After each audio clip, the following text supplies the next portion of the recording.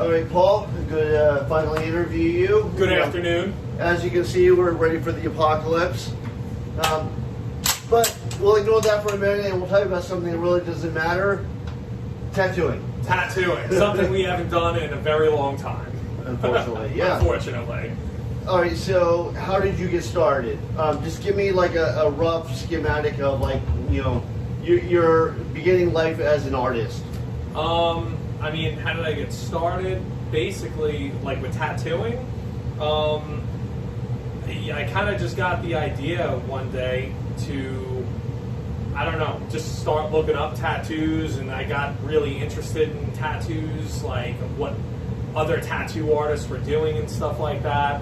I had tattoos. I got tattooed when I was like 14. Mm-hmm. So I was always kind of interested in tattoos, but never really kind of put two and two together that you could be an artist. You didn't want to do it as a career, you just wanted them.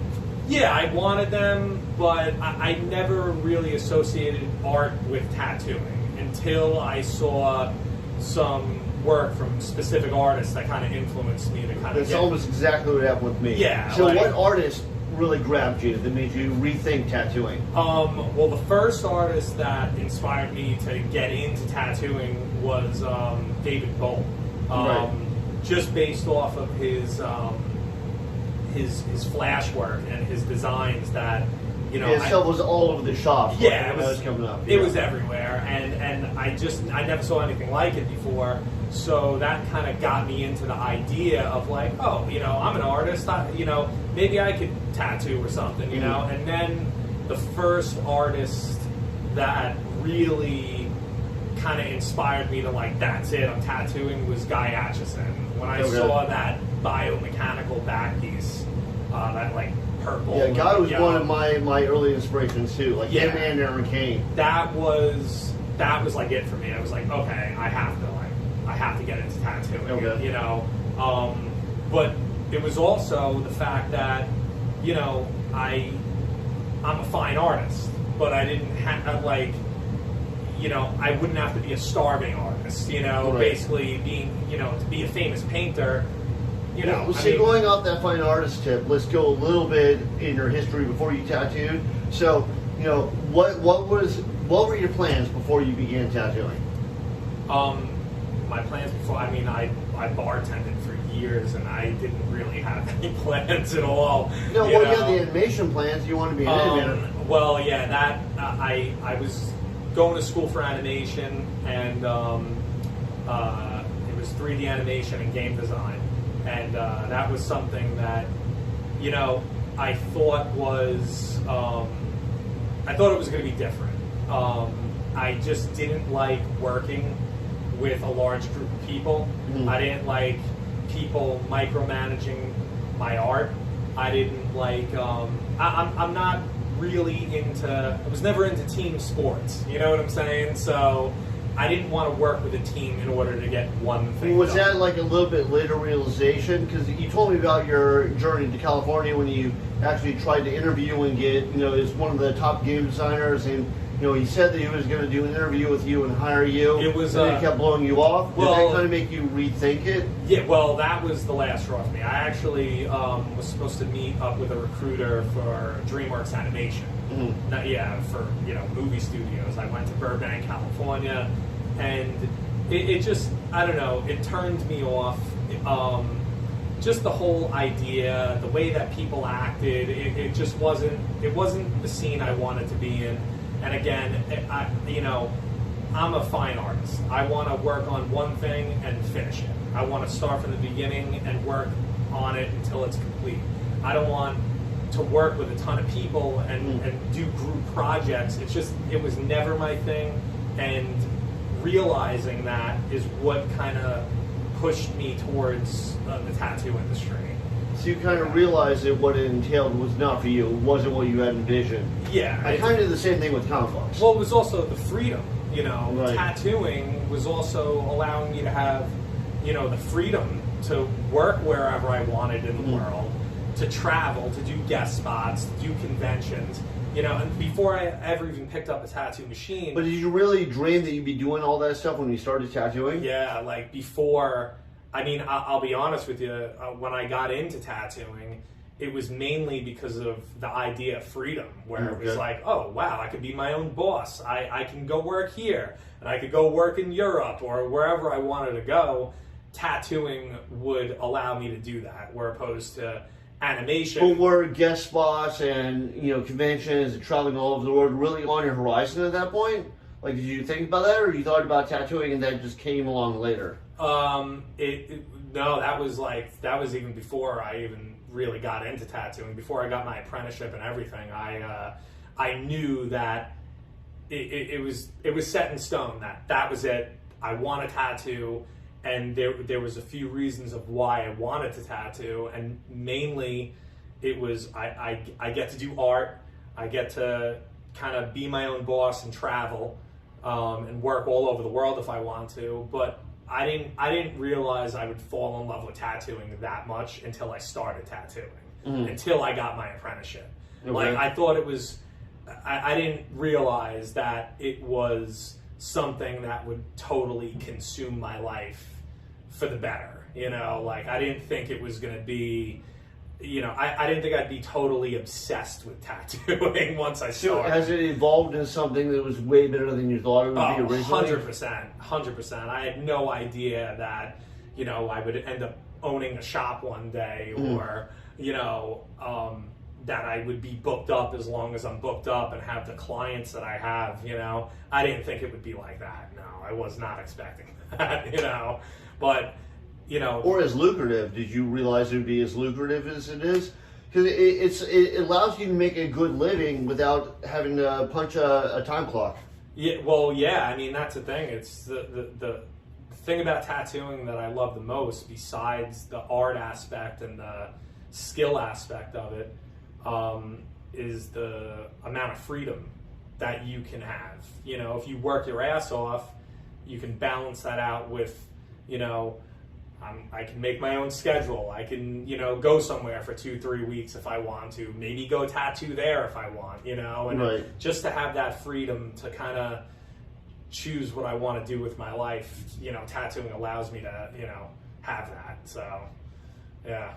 So it's evolved into a good thing. Oh, yeah. So right now you do kind of a more realistic black and gray style. Yeah. What did you start out doing? I've done every style there is. I mean, when I first started, I worked in a street shop, and I was like third up. So, I basically did names and traditional stuff and lettering and, I mean, any style you can think of, I've done it. When people used to walk into the shop, that was the first thing I used to ask them, oh, what style are you looking for? Because I just didn't really have a style. I still don't really think I have a set style. I still don't know where I am. But when I first started, I mean, yeah, I would take anything. If someone wanted a portrait, I would do a portrait. If someone wanted biomechanical, I would do that. If someone wanted new school, cool. I'm into new school. Like, I'll do traditional, I'll do anything. But it started changing when I started working with you. When we started working at Alchemy, that's when my clientele was a little more on the serious side.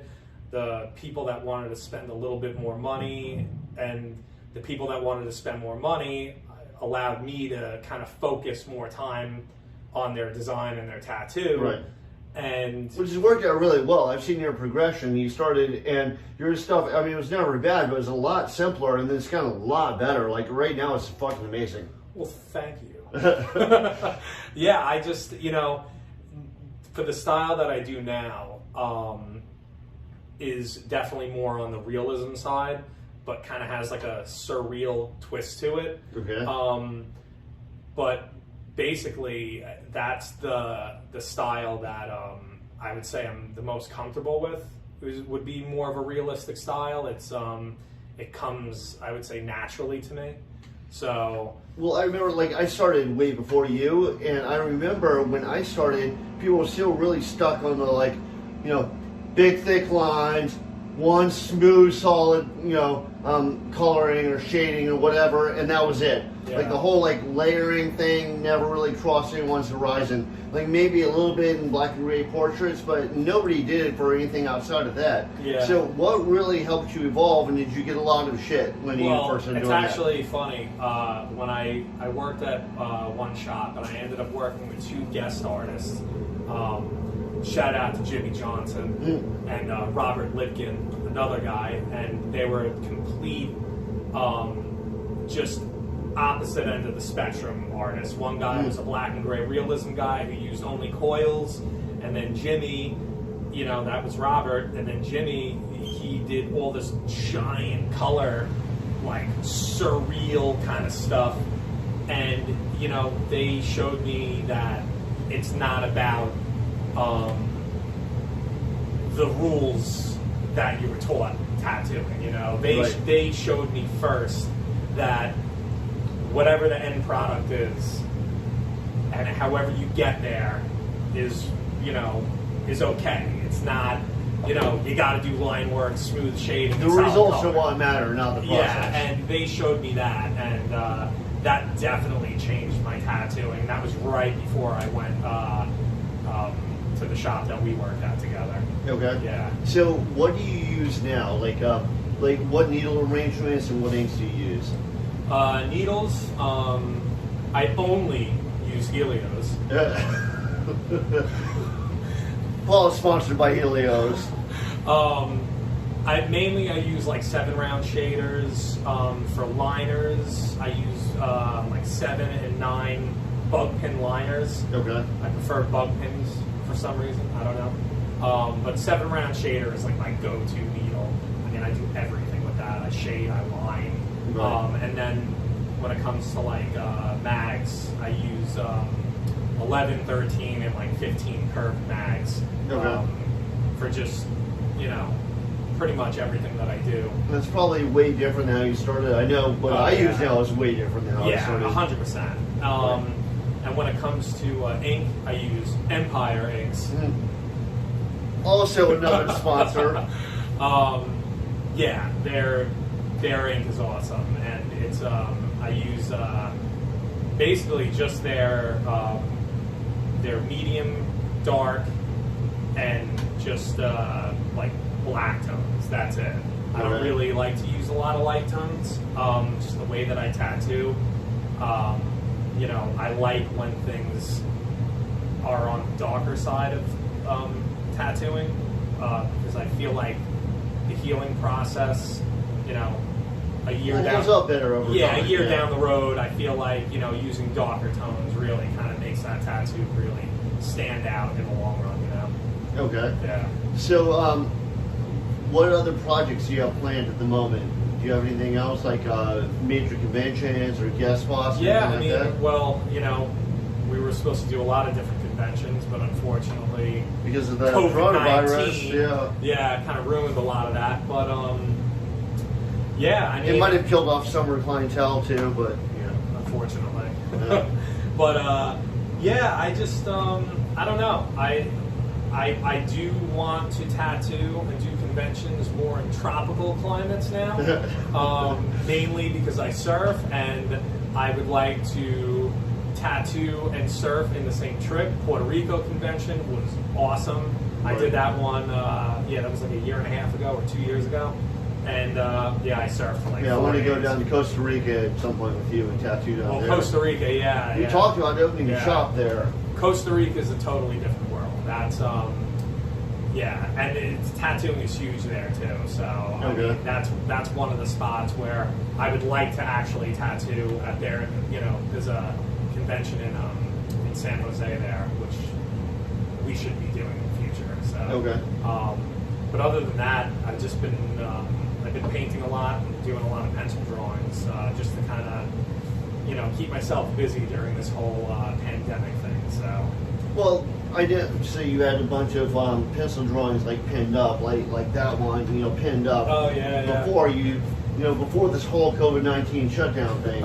So it has been something you've been working on. Same with paintings as well. Yeah. We have a regular paint night here at the shop, and we try and keep up with all that stuff, with all the fine art stuff, because people don't realize how much. Like I remember when I started, people said that was totally separate from tattoos. No, it's not. No, if anything, doing different mediums of like paintings and pencil drawings, it helps your skills. It helps you better. It's not even noticeable.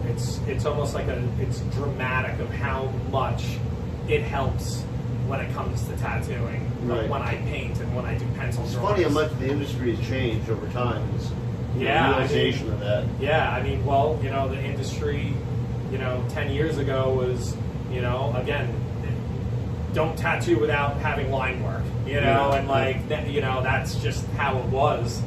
And now it's, you're getting some artists out there that are just... They went to art school and they came out and they started straight up tattooing and they're fucking monsters. Right now. Yeah. And it's like, seeing the work that's being put out today is absolutely incredible.